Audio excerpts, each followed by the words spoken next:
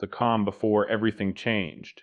It started out like one of those days that feels completely forgettable. A typical Friday, seventh period calculus, the kind of class where everyone is mentally already gone. Spring break was right around the corner, and you could feel it in the room. Nobody was focused, nobody cared about derivatives or equations anymore, and even the teacher seemed to pick up on it. Instead of forcing us through another boring lesson, he did something unexpected. He pulled up a game on Sporkle and let us just relax. That was the kind of teacher he was. Laid back, easygoing, the type that made school feel a little less suffocating. The room felt light, almost carefree, as we called out answers to random brand logos. For a moment, it didn't even feel like school anymore. It felt normal. And that's exactly what made what happened next hit so much harder, because right after someone confidently answered, Adidas, everything shifted in a way none of us could have ever predicted. The announcement, that changed everything.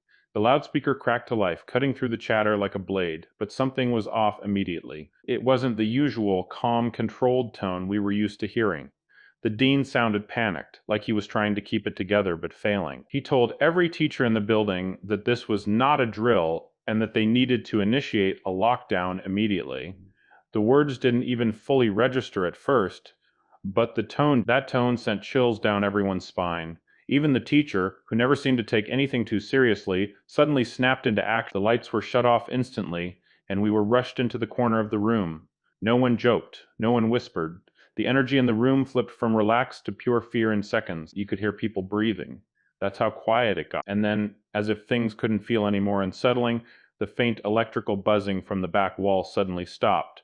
The power had been cut. That was the moment it became real. The sounds in the hallway. At first it was just silence, the kind of silence that makes your ears ring. But then, slowly, something broke through it. A distant scream echoed down the hallway. It didn't sound normal. It sounded desperate, unhinged, almost inhuman. As it got closer, the fear in the room started to spread. Two girls began crying quietly, and that only made everything worse. Then came the banging. Loud, aggressive, violent banging against the lockers outside.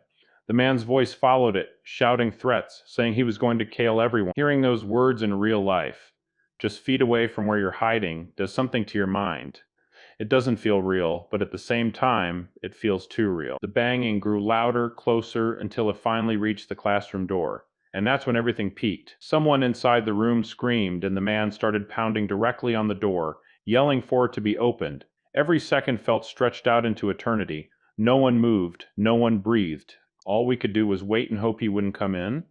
When it finally stopped, but didn't feel over, eventually the banging stopped. The screaming faded as the man moved further down the hallway, but the fear didn't leave with him.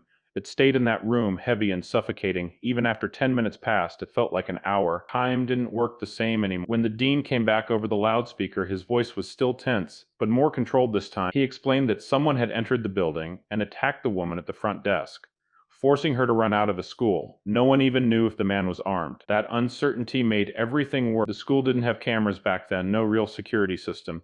Nothing to stop something like this from happening. The idea that someone dangerous could just be walking around freely inside the building was terrifying.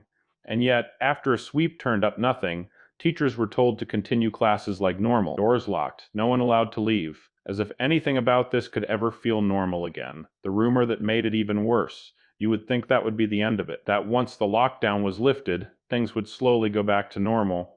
But what came out later made it even more disturbing.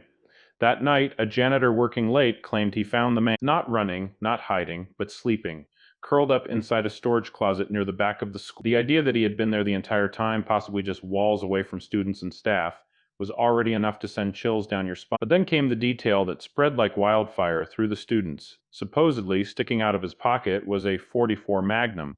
No one could confirm it officially, but the rumor alone was enough. And then, just like that, he was gone.